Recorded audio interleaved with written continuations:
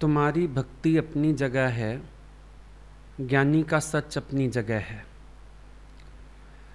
किसी बात को उस एंगल से समझा करो जहाँ से गुरु बात करता है। ये उनकी उदारता है, ये उनकी निर्माणता है, ये उनका खरा सच है जो वो किसी भी बात को स्वयं में मानते नहीं हैं। हमारी भक्ति अपनी जगह है। आज भले ही ये कहा जाता है ज्ञान के हिसाब से, या गुरु ही हमको बोलता है मेरा आश्रय लेके भी तुम नहीं चल सकते, लेकिन हम सबका प्यार और अनुभव ये कहता है उन्हीं के आश्रय ही तो हम लोग मंजिल पे पहुँचे हैं। तो वो उनका कहना अपनी जगह एकदम ठीक है। वो तो ये भी कहते हैं मैंने कुछ भी नहीं दिया है, लेकिन हम सब जानते हैं उन्होंने ही दिया है। हम अपनी जगह अपना अहंकार मिटाएंगे और अपना कृतज्ञता प्रकट करेंगे, लेकिन गुरु अपने निश्चय से बात करेगा कि तुमने अपने पर कृपा की तो पाया, मैं कौन हूँ देने वाला। उनको उनकी जगह समझो, अपने भक्ति और प्यार को अपनी जगह समझो। दोनों बातें अपनी जगह बिल्कुल ठीक हैं। आज वो शरीर का आश्रय नहीं देना चाहते हैं, वो हमको किसी भ्रम में नहीं डालना चाहते हैं, फिर सच की बात करते हैं। लेकिन जिज्ञासु जो अभी चल रहा है मार्ग पर, उसको इस तरह के आश्रय चाहिए होते हैं। और इसीलिए गुरु अपना पाठ स्पष्ट कर रहा है। उन्होंने आपको कुछ गलत या सही नहीं बोला है, उन्होंने सिर्फ अपना पार्ट क्लियर किया है कि हम इन चीज़ों को स्वयं में नहीं मानते, हम खुश नहीं होते हैं, क्योंकि वो तो शरीर से जाके भी खुश नहीं होते हैं। सपने में तो अलग ही बात हो गई, वो तो शरीर द्वारा भी कहीं पहुंच जाते हैं तो भी वो अपने में नहीं मानते हैं। हम फील करते हैं उनके डिवाइन वाइब्रेशंस, हम फील करते हैं उनकी डिवाइन प्रेजेंस, हम फील करते हैं कि उनका बैठना ही बहुत, उनका आना ही बहुत। जैसे वो आए तो महक ही बदल गई, स्थान की खुशबू ही बदल गई, माहौल ही बदल गया, ये हम फील करते हैं। लेकिन वो फिर भी एक बात कहते हैं, तुम्हारे भाव है सब, मैं थोड़ी कुछ करता हूँ। वो इतना अकर्ता भाव में स्थित है, इसीलिए वो अपने निश्चय की बात ही सुनाते हैं हमें। वो उनकी निश्चय की बात बिल्कुल ठीक है, लेकिन हम तो अभी उंगली पकड़ के चलेंगे ही। हम पकड़ के चल रहे हैं, हम अपनी जगह ठीक हैं। दोनों बातें अपनी अपनी जगह ठीक हैं। और वैसे अगर आप देखो, सपना माना सब अपना, तो दिन भर हमारा चिंतन जो रहता है वही हम सपन में देखते। अब दिन भर आप गुरु की चर्चा करते हो, गुरु को याद करते हो, गुरु की महिमा गाते हो, तो आप मिलते भी सारा दिन उनसे ही हो।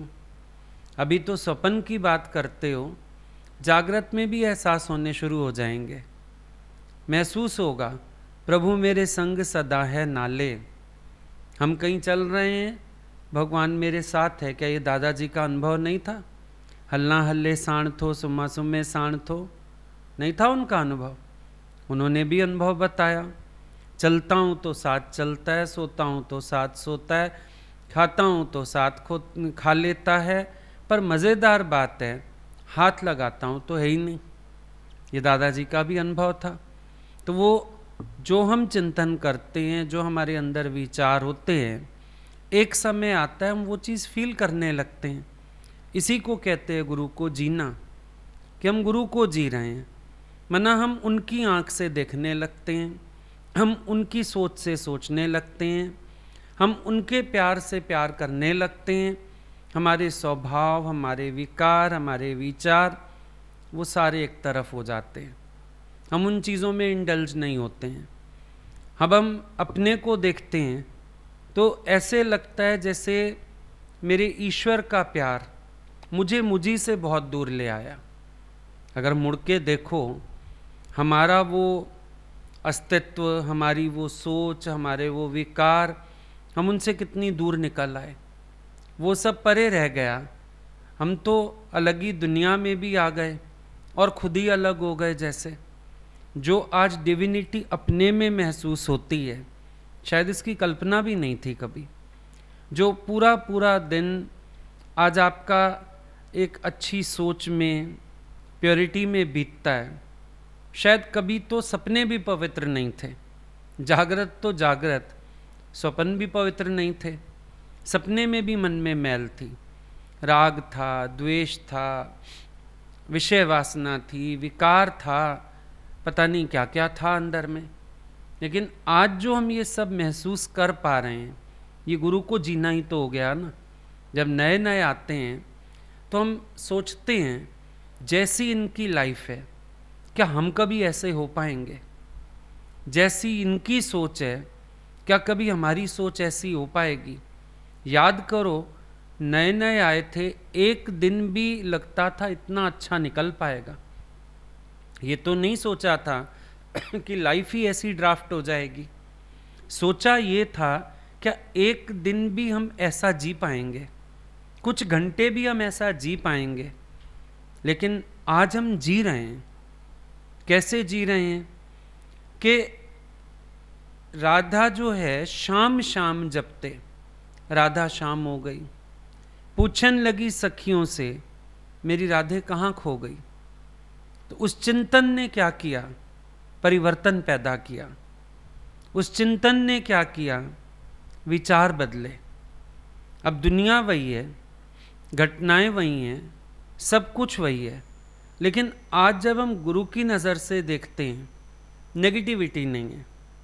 गुरु की नज़र से देखना आ गया, ऐसा नहीं लगता हमारे साथ कुछ गलत हुआ, बुरा हुआ, कोई शिकायत आ रही है मन में, कोई रोना धोना मचा रहे हैं, कुछ नहीं।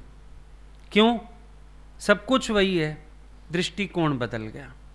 और दृष्टिकोण बदलने से दुनिया बदल जाती है। दृष्टि में ही तो सृष्टि है, दृष्टिकोण बदल जाता है। अब प्रारब्ध तो किसी की नहीं बदल सकता, गुरु ना बदलता है ना बदल सकता है। ये गुरु का कहना है, मैं तुम्हारी प्रारब्ध नहीं बदलूंगा, मैं बदल सकता नहीं हूँ। हम सब भी जानते हैं, उसके बावजूद भी अनुभव है प्रारब्ध बदल गई है। तो प्रारब्ध कैसे बदली है? दृष्टिकोण बदलने से। बाकी तो सब कुछ आ रहा है, दुख भी आ रहे हैं, सुख भी आ रहे हैं, बीमारी भी आ रही है, अपमान भी आ रहा है, निंदा भी आ रही है, सब कुछ ही तो आ रहा है जीवन में। जब बैठे हैं दुनिया में, द्वंद्वी जोड़े तो सारे हैं, पर प्रभाव ना होने के कारण, नेगेटिविटी ना होने के कारण ऐसे लगता है जैसे हमारी तो किस्मत बदल गई हो। जिस किस्मत में दुख ही दुख थे, गुरु ने ना सुख भर दिए। कैसे भर दिए? नज़रिए बदल दिए, नज़र बदल दी, और थोड़ी कुछ हुआ। बाहर का परिवर्तन कोई नहीं है, फिर भी है। तो ये शब्द जाल है, थोड़ा सा, और कुछ नहीं है। शब्द है ये, पर अनुभव की तरफ जाओ अगर, तो आप भी समझते हो हर चीज़ को, आपको भी मालूम पड़ता है। गुरु ने खरा बता दिया, मैं किसी की हालत नहीं बदल सकता, बाहर की नहीं बदल सकता ना, पर अंदर की हालत क्योंकि उन्होंने बदल दी है, बाहर की हालत तो अपने आप बदली हुई नजर आती है, हमें फर्क नहीं पड़ता। ये अंतर हो गया। तो उनका निश्चय अपनी जगह ठीक, उनका कहना अपनी जगह ठीक, पर अनुभव हमारे भी गलत नहीं है। हम जो बात कहते हैं हम भी अपने अनुभव से ही कह रहे हैं, और राइट है वो भी बात। वो कह रहे हैं तुमने अपने पर कृपा करके पाया जो पाया, हम ये कह रहे हैं हमको अपनी कृपा करनी भी तो आपने सिखाई, हमें कहाँ आती थी। आज अगर गुरु ना सिखाते हैं, क्या हम अपने पर कृपा कर सकते थे? हमें तो अपने जीवन की वैल्यू नहीं थी। किसको पता था मेरा जीवन बेकार जा रहा है, आखिर खाली हाथ जाना पड़ेगा, दुनिया में इतना हम शोर मचाएंगे, मेरा बनाएंगे, मेहनत करेंगे, आखिर खाली जाना पड़ेगा। किसको होश था? ये देखते हुए भी अंधे थे? नहीं थे। सारी दुनिया को आप देखो, आंखों वाले अंधे घूम रहे हैं चारों तरफ, हम भी उन्हीं में से एक थे, आंखों वाले अंधे। यही नज़र ही नहीं आता था कि अंत क्या है। भाई कितना मेरा बना लो, संग कोई चलेगा नहीं, कितना बाहर से इकट्ठा कर लो, तृप्ति आएगी नहीं। ये आंख तो गुरु ने खोल के दी है, हमें तो अपने जीवन की ही वैल्यू नहीं थी।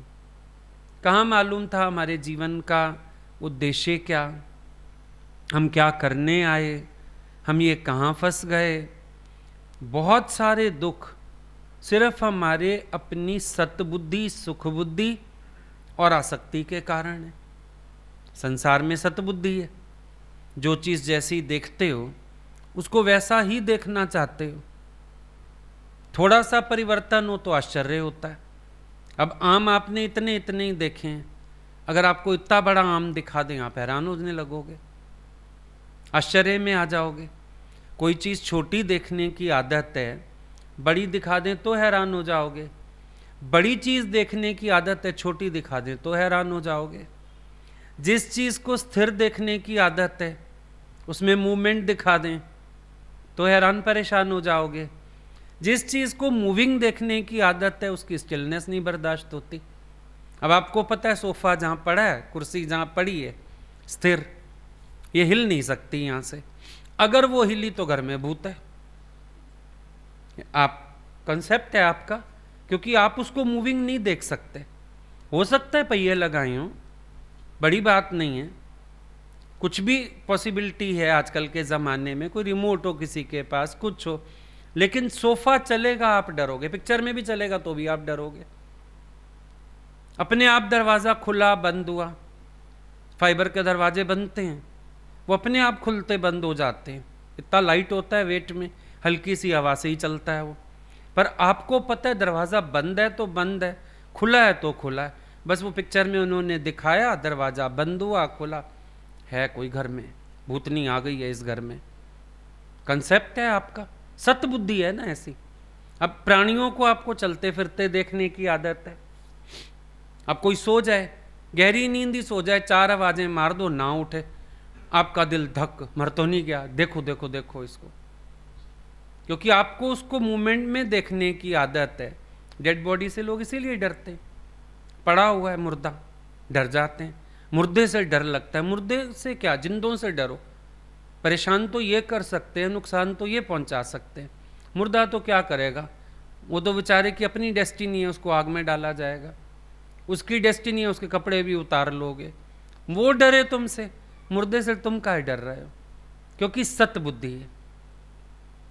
आपको जो देखने की जैसी आदत है उससे चेंज होते ही आप हड़बड़ा जाते हो। एक ये सतबुद्धि दुख का कारण। पति सत्य है, पत्नी सत्य है, बच्चा सत्य है, सतबुद्धि है, सच तो नहीं है। तेरे ऐसे रिश्ते अनेक हुए, कभी तू बेटा कभी तू पिता है, कई जन्म ले चुके हो ऐसे। कहाँ वो पति बना, तुम पत्नी बने, तुम पति बने, वो पत्नी बना, कई रिश्ते हो चुके ऐसे, पता भी नहीं है, याद भी नहीं है। लेकिन जो पकड़ लिया उसको सच मानते हो। मेरा बेटा, तेरा बेटा कहाँ से आया? है तो भगवान, नाना रूप धरे बहुरंगी, एक से अनेकों के भगवान आया, पर मेरा सतबुद्धि हो गई। अब उसके ना आंख में तिनका पड़ जाए कोई, तुम्हारी जान निकल जाएगी। सतबुद्धि तुम्हारे दुख का कारण, सुख बुद्धि दुख का कारण। सुख चाहिए, किसको रोते हो भाई? अपने सुख को रोते हो। प्राणी को कोई नहीं रोता, सुख को हर कोई रोता है, उसके सुखों को याद करके रोया जाता है। किसी के घर चले जाओ आप, कहीं दुख सुख हो जाए तो जो लोग रो रहे होते हैं वो क्या कह रहे होते हैं? वो अपना अपने उससे मिलने वाला सुख याद कर रहे होते हैं। प्राणी से प्यार नहीं है, सुख से प्यार है। तो सुख की आसक्ति या सुख की कामना, ये भी दुख का कारण है। अगर विचार करके देखो तो तीसरी तुम्हारी आसक्ति है, उसमें मेरापन है, मोह है। तो ये सब अपनी सृष्टि है ना दुख का कारण। मोस्ट ऑफ टाइम गुरु जब ये विकार निकाल देता है तो बहुत सारे दुखों का अंत हो जाता है। फिर उधर से आत्मज्ञान समझ आने लगता है, तत्व समझ आने लगता है, तो मालूम पड़ जाता है दुख का तो जन्म भी नहीं हुआ है, मेरा ख्याल है। अब भगवान बुद्ध क्या कहते हैं? तेरा ख्याल तुझे दुखी ना करे तो निराकार परमात्मा को भी ताकत नहीं है तुझे दुखी करने की। तो इसका मतलब दुख का जन्म हुआ नहीं, दुख मेरे ख्याल से पैदा हो रहा है। मेरे ख्याल में दुख है, मेरे ख्याल में ही सुख है। अब मेरे ही ख्याल में भगवान है, मेरे ही ख्याल में शैतान है। मेरा ही ख्याल है सारा का सारा। अब आप कहते हो राम भगवान है, रावण तो नहीं कहता। आप कहते हो कृष्ण भगवान है, कंस तो नहीं कहता। ख्याल है, सबका अपना अपना ख्याल है, अपना अपना विचार है। आप कहोगे गुरु मेरा भगवान है, अपने घर वालों से पूछ के देखो, वो कहेंगे हमारा घर खराब कर दिया, रोज सत्संग जाते हैं, रोज सत्संग जाना है इनको, त्योहार वाले दिन भी जाना है इनको। अपना अपना ख्याल है। आप सोचोगे त्योहार मेरा तो मन गया सत्संग में, सही अर्थ, सही भजन, सही सुमरन, और वो नहीं मानेंगे। वो कहेंगे नहीं, तुम्हारा सत्संग गलत है, कभी वो साल 6 महीने में चले जाओ, रोज जाना है, रोज जाना है। ख्याल है। तुम देखे बिना नहीं रह सकते, वो देख के नहीं जी सकते। अंतर यही है। तुम गुरु को देखे बिना नहीं जी सकते, वो बेचारे देख ही नहीं सकते, फूटी आंख ना सोए उनको। ख्याल है। दुनिया वही है। व्यक्ति, एक लड़की शादी करके जाती है, माँ डोली देते हुए उसकी सास को कहती है मेरी बेटी जैसी गुणवान नहीं। महीने बाद जरा सास से मिल लो, कहेगी पता नहीं लड़की मेरे पल्ले पड़ गई है, माँ ने कुछ सिखाया ही नहीं। माँ ने हीरा दिया था, उसको कोयला भी नहीं लग रही। ख्याल है। अपनी अपनी सुख बुद्धि, अपनी अपनी एक्सपेक्टेंस है। माँ ने देखा ममता की दृष्टि से, उसको वही बहुत हो गया। माँ ने कहा मेरी बेटी घर में जूठी प्लेट भी ना मांजे, कन्या है, माता का रूप है, मेरे घर में देवी माँ है। सास को लगा कि आ गई तो मैरी भी निकाल दूं अब तो घर से। ख्याल है। आप देखो ना, कितना हम लोग दुख सुख के झूले में झूलते हैं, उसका कारण सिर्फ अपना ख्याल है। अब वही ख्याल अगर पलट जाए तो अंदर शांति हो जाती है। गुरु और कुछ नहीं करता, तुम्हें तुम्हारे हालात से कॉम्प्रोमाइज करना सिखा देता है और धीरे धीरे उन्हीं हालातों को प्यार करना सिखा देता है। जीवन खुशमय हो जाती है। अब जब तक ये इच्छा है सामने वाला बदले, हम दुखी। जब वो इच्छा ही छोड़ दी, अगला अपने स्वभाव से जैसे भी चले, हम अपना अच्छे से चलें, खत्म हो गया दुख। कितनी देर टिकता है ऐसा दुख? टिकता ही नहीं है। दुखी क्यों हो? बुद्ध भगवान को जाके किसी ने बोला आई वॉन्ट हैप्पीनेस, उन्होंने कहा सबसे पहले आई निकालो, दैट्स ईगो। वॉन्ट हटा दो, that's desire. You are left with happiness. I और वॉन्ट ही तो हैप्पी नहीं होने दे रहे हैं। अगर आई और वॉन्ट को निकाल दिया जाए, हैप्पीनेस तो तेरा स्वभाव है, स्वरूप है। कौन अड़ता है? एक आई अड़ती है, मैं, एक वॉन्ट अड़ती है। और इस मैं के कारण ही वॉन्ट्स हैं सारी, और कुछ नहीं है। मैं के कारण सारी इच्छाएं हैं, अदरवाइज कोई दिक्कत ही नहीं है। आप उसी स्थिति को एक जगह एडजस्ट करते हो प्यार से, दूसरी जगह विक्षेपता में आते हो। शादी के बाद लड़की को बताओ भाई माँ को ज़रूरत है, उसने सर्जरी करानी है तो ज़रूरत है उसको, और कोई है नहीं घर में, बड़ी खुशी से आएगी, इतनी सेवा करेगी सवेरे से रात तक, एक टांग पे खड़ी है और दुखी जरा नहीं है। थैंक यू भी नहीं चाहती है माँ से, कितनी खुश होके कर जाएगी। अगर हो जाए सास बीमार, अब काम उतना ही है घर का, लेकिन शोर बहुत है। क्या फर्क है? भाव फर्क है, सोच फर्क है। उसके लिए भी वही करना है, उसके लिए भी वही करना है, लेकिन भाव में अंतर आ गया। ज्ञान के बाद क्या होता है? भाव अच्छा बन जाता है। इससे या इससे फर्क नहीं पड़ता, आप सेवा से आनंद में रहते हो। शुक्र है भगवान ने किसी के योग्य तो बनाया है। ये आई और वांट, अगर हमको जीवन से ये दो विकार खत्म करने आ जाएं, हमें खुश होने से कोई रोक ही नहीं सकता। राम तीरथ की तरह आप भी चैलेंज कर सकते हो कौन सी है वो विपत्ति जो मेरी प्रसन्नता में बाधा डाल सके। आप भी कह सकते हो, ये ना सोचो कि आप नहीं कह सकते हो, आप भी ये बात कह सकते हो। लेकिन दिक्कत क्या है, आपको आई और वांट से फुर्सत ही नहीं मिलती। एक तो हर थोड़ी देर में आपकी ईगो हर्ट हो जाती है, एक थोड़ी देर में आपके पास वांट है। कभी कुछ सोचते हो, कभी कुछ चाहते हो, कभी कुछ चाहते हो। अपने अंदर की परेशानी है ना सारी, और तो कुछ है नहीं। अपनी मैं और अपनी इच्छा। अच्छा, एक ही हालत में भी आपको सुखी और दुखी बनाती हैं ये चीजें, एक ही हालत में। बड़ी बात नहीं है। अभी एक आपका कोई खुशी का समय है, अब अच्छा लगता है सब आएं मिलें मुबारकें दें ऐसा करें, लेकिन जब थक जाते हो ना इन सब से भी फिर चिढ़ने लगते हो। लोग खून ही पी गए, कितना फोन करेंगे, दुखी कर दिया है हमें। उसी सेम हालत में ऐसे ही देखो, दुख आ जाए, कोई एक्सपेक्टेंस होती है, कोई पूछे, कोई मेरे को सिंपैथी दे, और कभी कभी हम उसी कंडीशन से चिढ़ जाते हैं।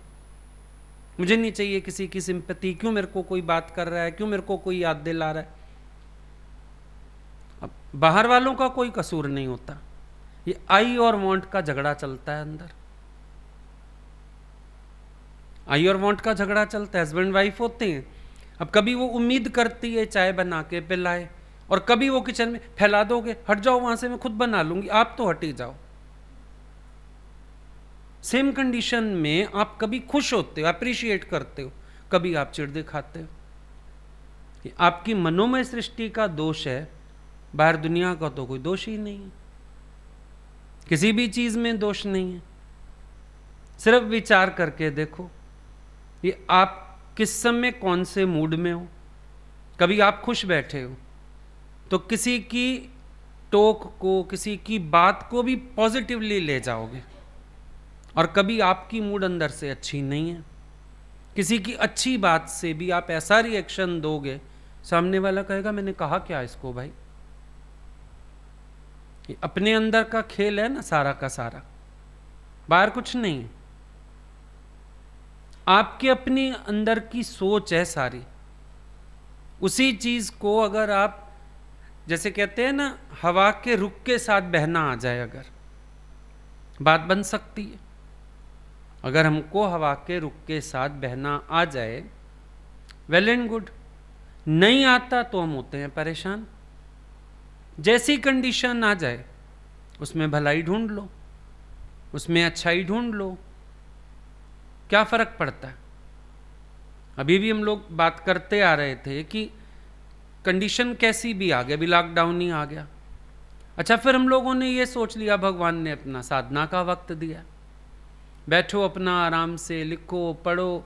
ऐसा लगा ही नहीं कि एक दिन भी कोई बोरियत आ रही है। चलो फिर धीरे धीरे स्टार्ट हो गया सब, ये भी बहुत अच्छा है। सबसे मिलना भी बहुत अच्छा है, नहीं मिलना भी बहुत अच्छा था, सब कुछ अच्छा है। हमें अपने मन को मोड़ना आना चाहिए, अपने आप को बनाना आना चाहिए। कभी किसी का सहारा मिल जाता है, शुक्र है भगवान इस रूप में तुमने मेरे को आश्रय दिया है, मेरा काम हल्का किया है। कभी अपने से कुछ करना पड़ता है, बोलो भगवान तुम मुझे इंडिपेंडेंट बना रहे हो, वेरी गुड। है क्या गलत उसमें? सिर्फ अगर हमको अपनी सोच बदलनी आ जाए तो हमारा जीवन बहुत अच्छा हो सकता है। पर अगर हमको सोच बदलनी नहीं आती है तो फिर हमारी अपनी लाइफ में प्रॉब्लम्स क्रिएट हो जाती हैं। प्रॉब्लम्स बाहर नहीं है, प्रॉब्लम्स हमारे भीतर की हैं। गुरु उनको सॉल्व करना सिखाता है। जैसे मास्टर की होती है ना, वो कहीं भी लगाओ हर ताला खुल जाता है। गुरु हमको ज्ञान सुना के मास्टर की दे देता है, और इस मास्टर की को लेके हम जीवन की हर प्रॉब्लम को सॉल्व कर लेते हैं। सॉल्यूशंस कहाँ पर हैं? सॉल्यूशंस बाहर नहीं होते, सॉल्यूशन भीतर होते हैं।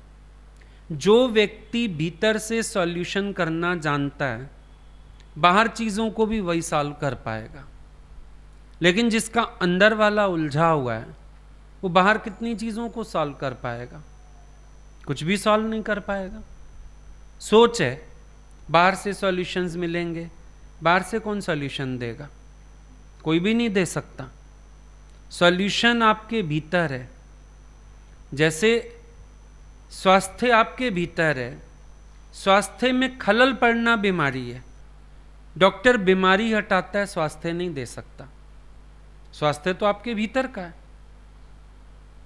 कोई भी डॉक्टर है, चाहे आप खुद भी डॉक्टर हो, आप क्या करते हो? आप बीमारी हटाते हो। आप हेल्थ नहीं देते किसी को, बीमारी हटाते हो सिर्फ। हेल्थ तो अगले की अपनी है, स्वास्थ्य तो अपना है हर एक का। ऐसे गुरु भी सॉल्यूशंस तुम्हारे अंदर से निकालने सिखाता है, बाहर नहीं। हर बात में आप दौड़े आओ, आप बता दो, तो हम भी बोलेंगे नहीं, तुम सोचो, तुम विचार करो, तुम्हें अपनी जिंदगी के निर्णय लेने आने चाहिए, तुम्हें अपने रास्ते प्रशस्त करने आने चाहिए, तुम्हें पता होना चाहिए मुझे कैसे चलना है, क्या करना है, कैसे बढ़ना है। हर चीज का तुम विचार कर सको। ये मत कहो कोई और मेरे लिए सोचेगा,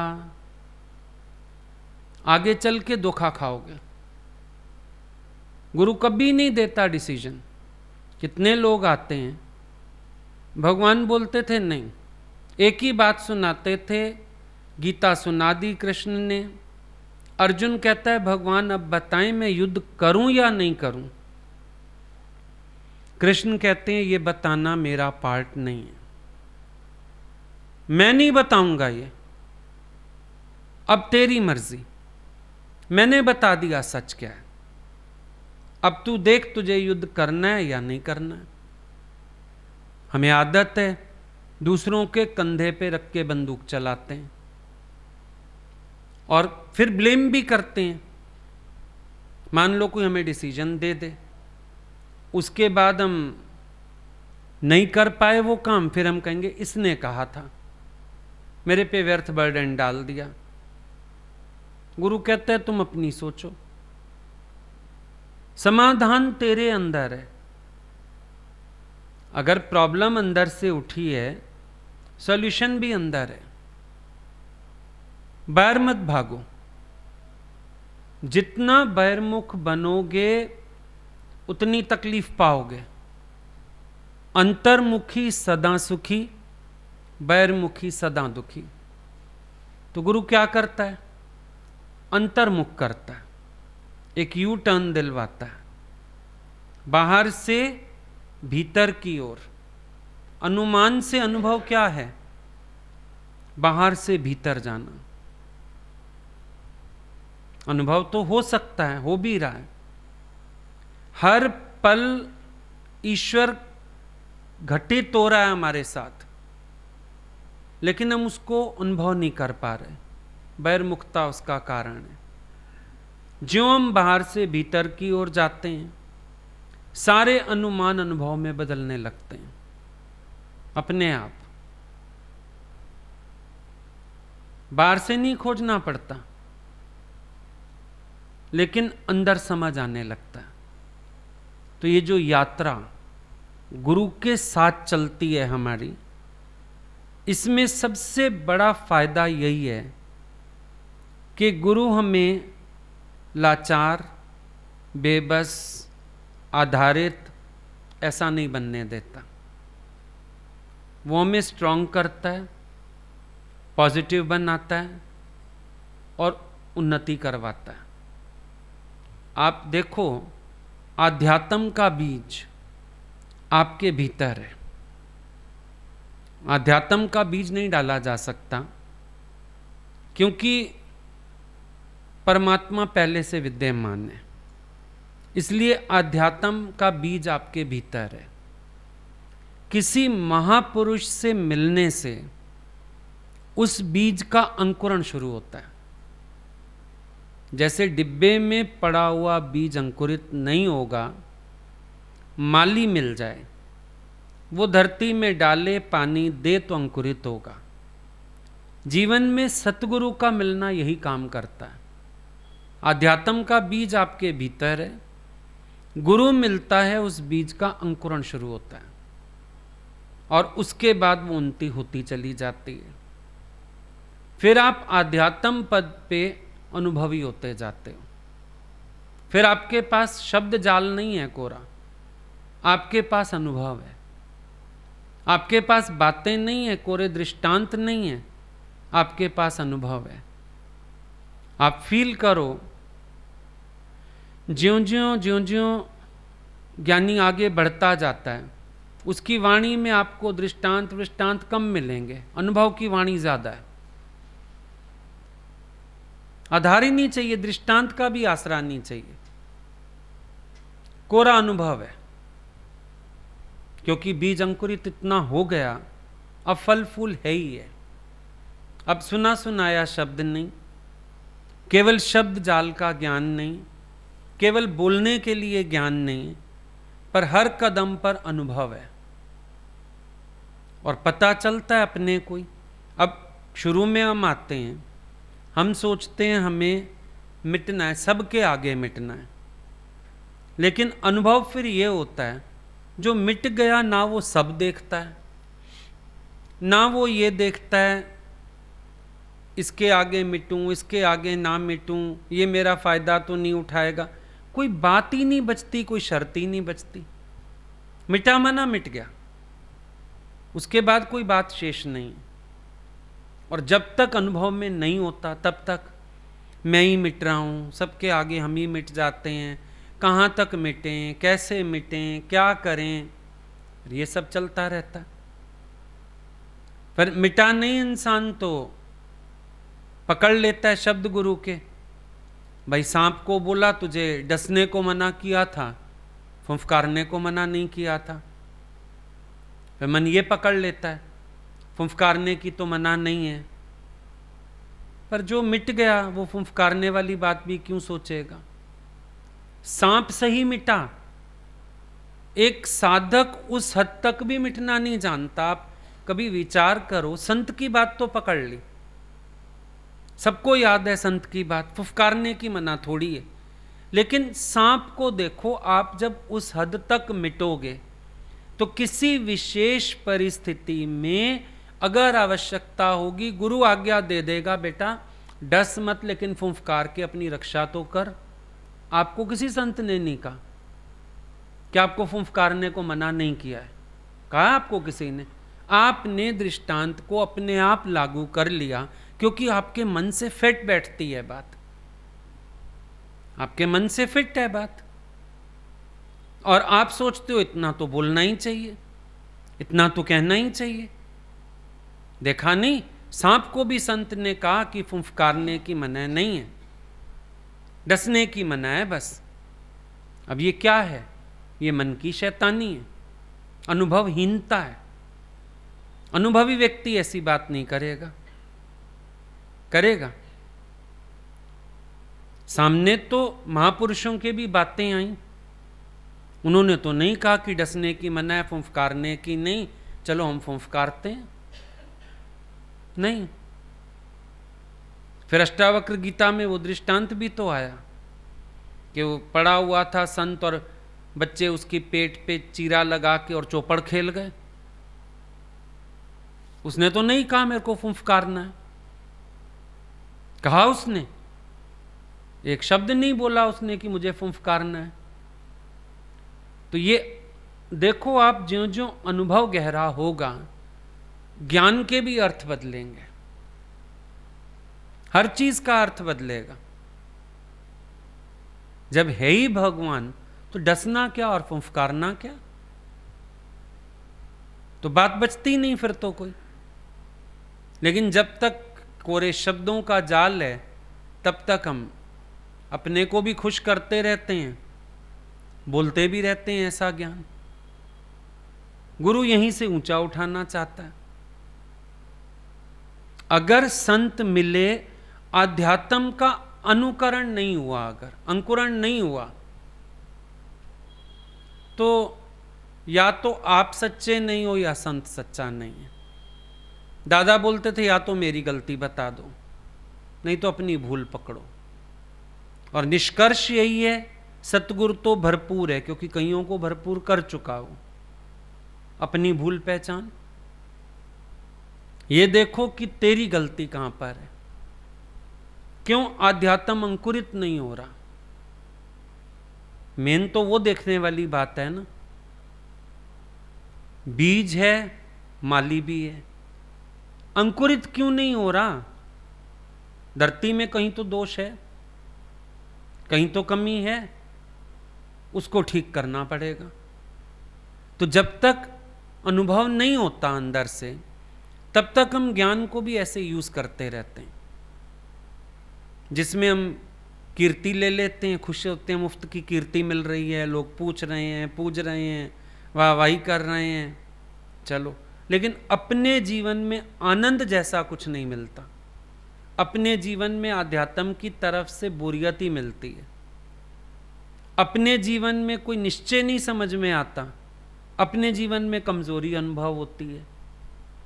जो हम सत्संग की गद्दी पे बैठ के बोल रहे हैं और जो हमारा प्रैक्टिकल लाइफ है, दोनों में बहुत ज़्यादा डिफरेंस होता है। और जब वो डिफरेंस मिटा पाए तब है। भगवान बताते थे कि एक बुढ़िया ना चक्की पीसती थी रोज सुबह उठ के, पहले सब घरों में पीसी जाती थी। वो चक्की पीसने बैठे तो कहती थी मैं अपने बेटी की शादी राजकुमार से कराऊंगी, मैं अपनी बेटी की शादी राजकुमार के बिना किसी से नहीं कराऊंगी। ऐसी ऐसी बातें करे। लोग हैरान होते थे, बुढ़ी के घर में खाने को है नहीं, कहां से राजकुमार से शादी कराएगी। जब वो उठे वहां से, फिर लोग पूछें तो कह रही थी, कहती है नहीं मेरी औकात है कोई, राजकुमार की मैं क्यों बात करूंगी। सब बहुत हैरान कि उस एक आधे घंटे के दौरान इसके दिमाग में कुछ हो जाता है, कोई प्रॉब्लम आ जाती है। क्या हो जाता है? एक संत से बुलाया गया, भाई माता जी को देखो क्या है। संत ने बोला जहां ये बैठती है ना चक्की पीसने, खुदाई करो। नीचे निकली राजा विक्रमादित्य की गद्दी। अब वो जब राजगद्दी पे चढ़ बैठती थी, शुरू हो जाती थी राजघराने की बातें, उठती थी तो वापस अपने गरीबी में। ये फर्क है। ये जो सिंहासन, ये जो गुरु देता है हमें आसन कि बैठ के तुम कार्य करो, सत्संग करो, ये विक्रमादित्य की गद्दी है। यहां बैठ के सारे ज्ञानी बन जाते हैं, बड़ा बड़ा ज्ञान बोलते हैं, बड़ी बड़ी बातें करते हैं। और यहां से उठते ही फिर क्या, अभी थोड़ी देर पहले तुमने लेक्चर किया मिटने पर, मरने पर, झुकने पर। जैसे ही तुम उठे, कोई काम तुम्हारे अनुकूल ना हुआ, तुम्हें क्रोध, तुम्हें विक्षिप्तता, तुम्हें हलचल, बुढ़ी वाला हाल हो गया, वापस अपनी गरीबी में आ गए, वापस पहुंच गए वहीं पर। वो एक घंटे के लिए तो अपने को महारानी महसूस करती थी, 23 घंटे गरीबी में जीती थी। अब ये गद्दी मिल जाती है विक्रमादित्य की, 1 घंटा आपको भी राजाई फील आने लगता है, बड़े खुश होते हो। लोग इतने प्रभावित होते हैं, लोग इतने, तुम पे ना कोई प्रभावित हो रहा है, ना कोई तुम पे आशिक हुआ जा रहा है। ये सब तो गुरु के सत्य का कमाल है। जो वाणी तुम उस गद्दी पे बैठ के बोलते हो, सत्य की वाणी है। पर तुम्हारा मन सुनता और तुम्हारे लाइफ में परिवर्तन आता, वो जरूरी था। जब तुम वो 23 घंटे गरीबी में जी रहे हो, तो इस 1 घंटे को बोलने का कोई फायदा ही नहीं। बात ये, अपना मुख अगर कृष्णों के बोले, अपना मन अर्जुनों के सुने। सत्संग से उठो तो रोज ये पता हो मुझे क्या अभ्यास करना है। अदरवाइज खाली उस गद्दी पे बैठ के बोल लिए और उसके बाद तुम वही के वही, तो इसको पाखंड कहा जाता है। इसमें मजा नहीं आता जीने का। इसको बोलते हैं मन साचा मुख साचा सोए, अवर ना पेखे कसबिन कोय, नानक ए लक्षण ब्रह्म ज्ञानी होए। सब मुझे भगवान देखें, ये पुरुषार्थ नहीं है। मेरे लिए बात है अवर ना पेखे कसबिन कोए, मुझे एक ही का दीदार सब में हो जाए, मेरी स्थिति वो हो जाए। अब उस स्थिति के लिए अपनी आई को हटाना पड़ेगा।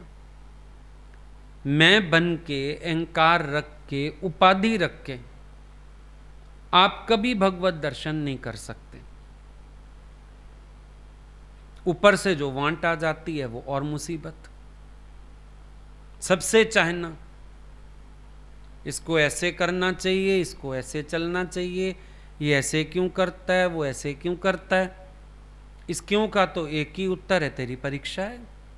तूने ज्ञान सुना है, तुझे लगता क्यों है। दादाजी की बात याद करो, वो ऐसे करता क्यों है, दादाजी बोलते हैं तुझे लगता क्यों है। वो ऐसे बोलता क्यों है, तुझे शब्द लगता क्यों है। फिर वही बात हो गई, अच्छों से दुनिया गुजारा करती है, जरा उल्टों से गुजारा करके दिखाओ तो तुम्हारा ज्ञान पता चले। जहां जरा सा मन के विपरीत है वहां शोर है। तो आ गई आई और वांट, कहां है हैप्पीनेस। अब जिस हैप्पीनेस की फिर तुम बात करते हो, आई और वांट रख के जिस हैप्पीनेस की तुम बात करते हो, वो है तुम्हारी ईगो सेटिस्फाई हो रही है, तुम्हारी डिजायर्स फुलफिल हो रही हैं, तुम्हें इंद्रिय रस घसीट रहे हैं। हैप्पीनेस नहीं है, वो बाहरी सुख है जिसका तेरा मन इच्छा करता है और पूरा होता है और तुझे लगता है कि हाँ मैं भी खुश हूं, मैं भी आनंद में हूं, मैं भी मौज में हूं। बिल्कुल भी नहीं, बिल्कुल कैंसिल करो इस बात को। आनंद माना एक रस, आनंद माना हालतों का गुलाम नहीं, आनंद माना जिसमें आई और वांट बाधा पैदा नहीं कर सकते। आनंद उसको कहते हैं। अगर आई और वांट बीच बीच में आ रहे हैं, आपका हंसना और रोना दोनों जारी रहेंगे। आपकी डिजायर्स फुलफिल होंगी, आपका ईगो सेटिस्फाई होगा, आप बड़े खुश हो। आपकी ईगो हर्ट कर दी किसी ने, आपकी डिजायर्स फुलफिल नहीं हुई, आपका रोना चालू हो जाएगा, क्रोध चालू हो जाएगा, दुख चालू हो जाएगा, शोर चालू हो जाएगा, समाधि भंग। कहाँ है समाधि? ज्ञानी को जो भीतर स्थिर चित्त होने से, एक तरह की समाधि होने से समाधि जन्य सुख है। उस सुख में घटत बढ़त नहीं, समाधि जन्य सुख है। और तुम्हारे पास कौन सा सुख है? अहंकार जन्य, इच्छा जन्य, ऐसे वाला सुख है। आई और वांट बड़े खेल खेलते हैं। ये ज्ञान की आड़ में अहंकार जीना चाहता है। कोई ज्ञान याद भी दिला दे तुम्हें, मन तुम्हारा कहेगा क्यों? गुरु ने कोई पागल बनना सिखाया, गुरु ने कोई बुद्धू होने को कहा है, सांप को तो कहा है फुंफकारने को। ये ज्ञान की आड़ में अहंकार जीता है।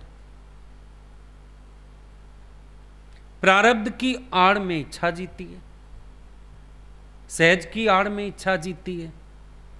प्रारब्ध से मिल गया, सहज मिल गया, भगवान ने करा दिया,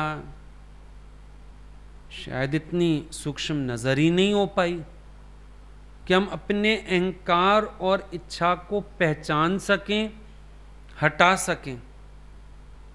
अब काबा रोज राबिया के पास आता है, कृपा हुई, सेठ आया एक, दर्शन किए। आया तो काबा का दर्शन करने था, काबा मिला नहीं। भाई काबा कहाँ है? बोला काबा राबिया का दर्शन करने गया। क्या राबिया इतनी महान है, काबा रोज मिलने जाता है? बोला बहुत महान है वो।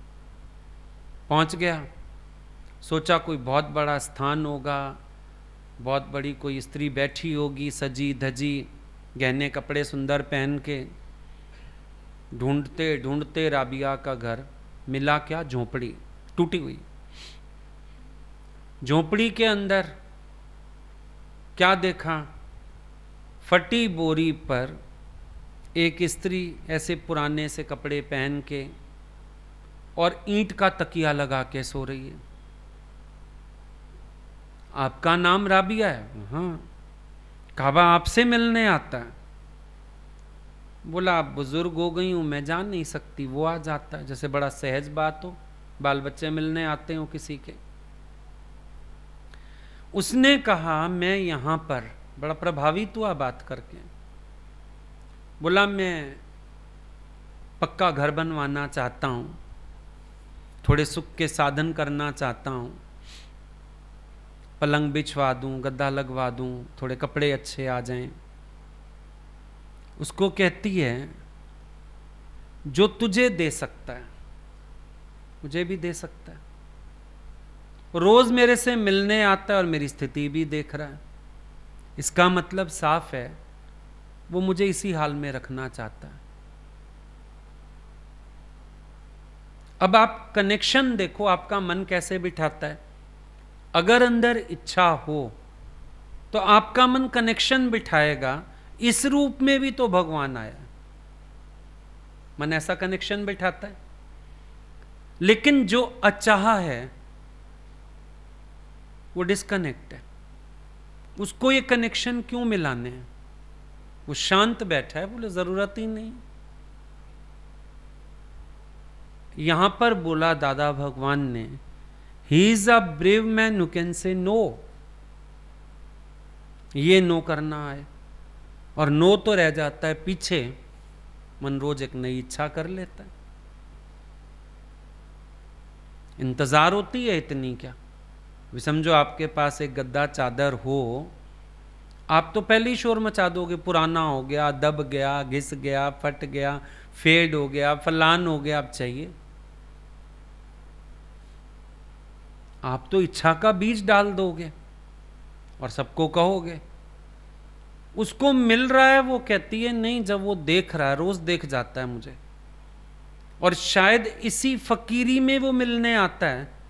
पता नहीं अमीरी में दरवाजे मेरे ही यहां के बंद हो जाएं, उसको जिस दिन वापस लौटना पड़ा मुड़ के आएगा ही नहीं। नहीं चाहिए। अब आप फील करो, ईगो और डिजायर्स सत्संग के बाद भी जी तो नहीं रहे हैं। ये चेक करना। जो भगवान सपने में आ सकता है, ऐसा तो नहीं जागृत में मेरा मन इतना आउटवर्ड हो, वो जागृत में भी मेरे आसपास रहना चाहता हो और मैं उसको फील ही ना कर पाता हूं। नींद में थोड़ी देर विश्राम में आता हूं तो मिलने आ जाता है, मेरे पास आ जाता है, तो दिन में उसको कोई परहेज है मेरे से? तो विचार करना, आउटवर्ड तो नहीं हो जाते हो। उसको हर समय फील करो। जायरा जहूर, हाजरा हजूर है ही है, कब नहीं है। सपना कोई विचित्र ना लगे, जागृत में भी वही है, स्वप्न में भी वही है, सुषुप्ति तक की वही है। वही है, मैं नहीं हूं। इतना होश होना चाहिए। उसकी बात आती है हीर रांझा की। हीर की शादी हो गई थी, पता होगी तुम्हें बात। हीर की शादी कहीं और हुई थी। जब वो डोली चढ़ी, उसने वहीं पर, वो गाते हैं ना जो डेथ पे वेण गाते हैं, उसने वो डोली चढ़ते ही वेण गाने शुरू कर दिए थे अपने। मतलब दुनिया ने जबरदस्ती भी रिश्ता जोड़ा, उसने स्वीकारा ही नहीं। ये गाना है बहुत अच्छा उसकी पिक्चर में कि डोली चढ़ते हीर ने वैण किते, बहुत अच्छा गाना है उसके में, पिक्चर में उसकी, कि उसने अपनाया ही नहीं। बोला तुम मेरे को सुहागन बना के भेज रहे, डोली में बैठते ही उसने वैन गाने शुरू कर दिए। उसका प्यार तो जहां है सो है। अब वैन गाने का मतलब ये नहीं कि बाहर से दिखावा, मतलब बाहर से अगर कुछ परमात्मा के अलावा मिलता है, जैसे मीरा की बात आती है, भगत देख राजी बही पर जगत देख रोई। मेरा मन भी तो वैराग के गीत गाए, खुशी का समा, और उसमें वो वेण गाती है बैठ के। तो मतलब बाहर संसार से कुछ प्राप्ति, पर मेरा मन ईश्वर की तरफ दौड़े, मेरा अंदर वाला चिरे कि ये सब नहीं, परमात्मा मुझे तो तू चाहिए, इस सब की तो मुझे ख्वाहिश नहीं, मेरे को तो तेरा मिलन चाहिए। ये होती है बात, अपना मन कहां लगा हुआ है। परमात्मा का सिंहासन हिलाना कठिन नहीं है, दिल सच्चा होना कठिन है, प्रेम सच्चा होना कठिन है। परमात्मा का मिलना कठिन नहीं है, मिलने की चाह किसी विरले के अंदर होती है, वरना इंसान अपने सुख में जीता है। अगर आप परमात्मा से मार्ग पर चले और अपने सुख में ही जी रहे हो, आपको कभी ये ख्याल ही नहीं आएगा कि मेरे अंदर आध्यात्म का बीज अंकुरित भी हुआ है या नहीं हुआ है, ख्याल ही नहीं आएगा। आप मस्त बैठे रहोगे, आपको लगेगा ठीक है जिंदगी तो पार हो ही रही है, खा लिया पी लिया घूम लिया फिर लिया ऐश इशरत कर लिया, अपनी इच्छाएं पूरी कर ली, चलो 7-1 घंटा सत्संग भी हुआ है, इतना काफी। पर एक वो टीस, वो दर्द हर समय अंदर सालता रहे, जो कहीं मन ना लगने दे। एक बच्चा जिसको मां की मिलने की इच्छा होती है, आप उसको 1000 चीजों से नहीं खुश कर सकते। आइसक्रीम दे दो, टॉफी दे दो, दादी उठा ले, दादा उठा ले, कोई उठा ले, उसका रोना चालू है, बैंड बजता ही रहता है जब तक मां नहीं आ जाती। और मां को मिलके एकदम शांत, फिर उसको सब कुछ चाहिए। जो फेंक रहा था ना टॉफियां आइसक्रीम, अब सब याद आ जाता है, लाओ अब लाओ, अब टॉफी खानी है, नहीं इसके पास वो आइसक्रीम है वो दो, इसके पास बिस्किट है, इसने खिलौना, जो दिखाया था अब सारा कुछ चाहिए उसको। भगत इतना अचाह हो जाता है, परमात्मा के सिवाय चाहिए नहीं, और परमात्मा की गोद में आके भी कुछ नहीं चाहिए। वो तो बच्चा है, लेकिन भक्त सावधान है कि मैं किसी चीज में मन रखा, मेरी भगवान रूपी माता मेरे से फिर फ्री हो जाएगी। हमारी निरंतर तार जुड़ी है, तो ही तो भगवान की तरफ से आते हुए वाइब्रेशंस फील होंगे। हमारा ही ध्यान भटका हुआ है सारा दिन, भगवान को क्या फील करेंगे, उसकी कृपा क्या महसूस करेंगे, उसके वाइब्रेशंस क्या महसूस करेंगे। हमारे अंदर एक शौक है, बुल्ले शाह है, अब वो चाहता, अगर सोच लेता मेरा तो कोई फॉल्ट नहीं, दरवाजे गुरु ने बंद किए, ठीक है मस्त हो जाओ अपनी माया में, लेकिन नहीं, वो मना कह रहा। एक दिन भी उसने ये नहीं सोचा कि नहीं माने तो हो ही नहीं सकता, ना माने, मेरी प्रीत सच्ची है, मेरी प्रीत है निराली, मेरा प्रीतम है निराला। विश्वास ने जीता, कौन जीतता है भक्ति मार्ग पर? एतबार जीतता है। मुझे अपने प्रेमा भक्ति में कितना एतबार है, जीत उसकी होती है। अगर मुझे ही एतबार नहीं है, या मैं ये सोच लूं ठीक है भगवान मिल गए तो भी ठीक, नहीं मिल गए तो भी ठीक, तो नहीं ही मिलेंगे। ये बात याद रखो। भगवान से अगर इस लहजे में पूछो ना कभी, भगवान आपने मिलना है नहीं मिलना, एक बात बता दो, मेरे को एक तरफ कर दो, वो कहेंगे नहीं मिलना, गो एंड एंजॉय। बहुत सीधी बात है। अड़ना पड़ता है भगवान के दर पे। तो ये मार्ग आंसुओं से तय होते हैं। ये मार्ग अखंड प्रेमा भक्ति से तय होते हैं। अखंड समाधि लगानी पड़ती है उनके चिंतन की, उनके ध्यान की, उनके अंदर तक पहुंचने के लिए। सीन, लास्ट वाला सीन याद करो बुल्ले शाह का। नाच नाच थक गया और शाह जी ऐसे बैठे हैं कूटस्थ। इतना नाचा बेहोश होके उनके ही तखत के आगे जाके गिरा। वहां पर एक शब्द आया था, अब जाके उस सुल्तानी तखत पे हरकत हुई। याद है? पढ़ ली है सबने किताब। इतनी तपस्या पहले तो शाह जी को रिझाऊं कैसे, काबिल बनाऊं कैसे, मार्ग भी मिल गया। लगन वाले को मार्ग भी मिलता है। तार उसकी नहीं टूटी, तार शाह जी की नहीं टूटी।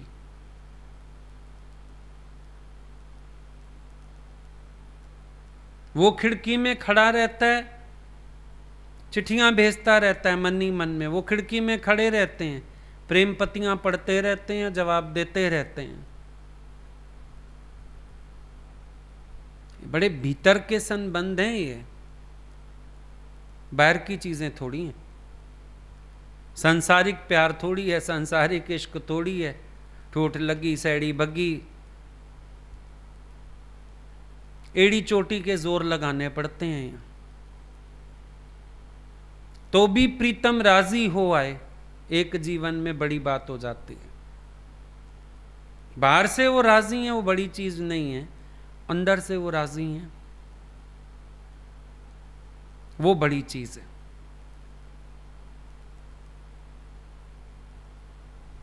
यहां पर डू और डाई, मतलब मरते तक प्रयास चलना ही चलना है, पाके रहना है। इसी जन्म में ही प्रभु को पाके रहना है। इतना अंदर डिसीजन हो तो फायदा। सांसारिक हिसाब तो है नहीं कि तलाक की भी संभावना है, मायके की भी संभावना है। वहां तो बड़ी संभावनाएं हैं, और यहां अपने आगे संभावना एक भी रखी हुई है, भगवान के दिल तक तुम्हारी एक अर्जी नहीं पहुंचने वाली। भगवान को भी तो पता हो मेरे सिवाय इसका कोई नहीं है।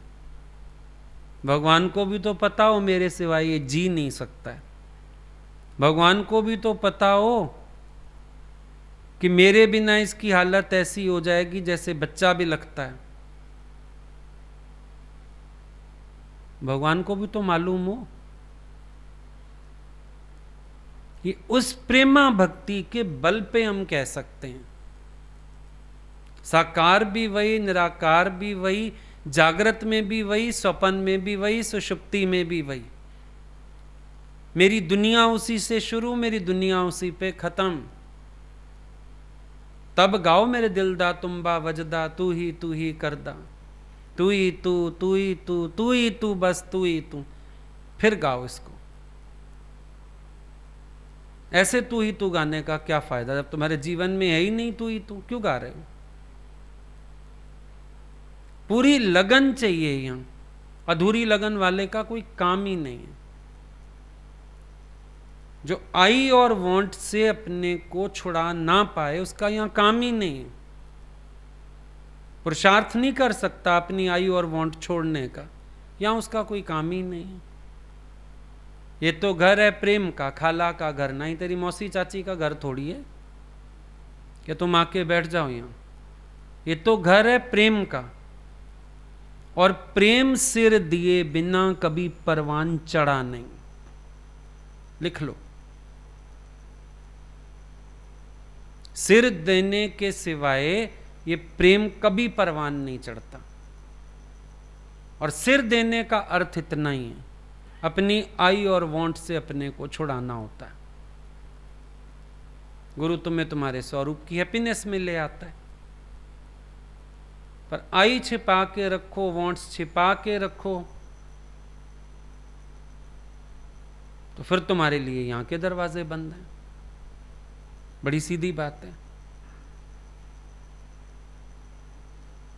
चलते चलो बिना थके बिना रुके, और गवाते आओ अपने को। आप गंवाइए ता शौ पाइए। और कैसी चतुराई, और कोई चतुराई यहां काम नहीं आएगी। आई बात समझ में?